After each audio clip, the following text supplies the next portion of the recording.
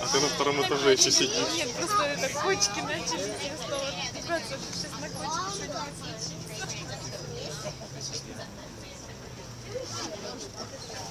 случится.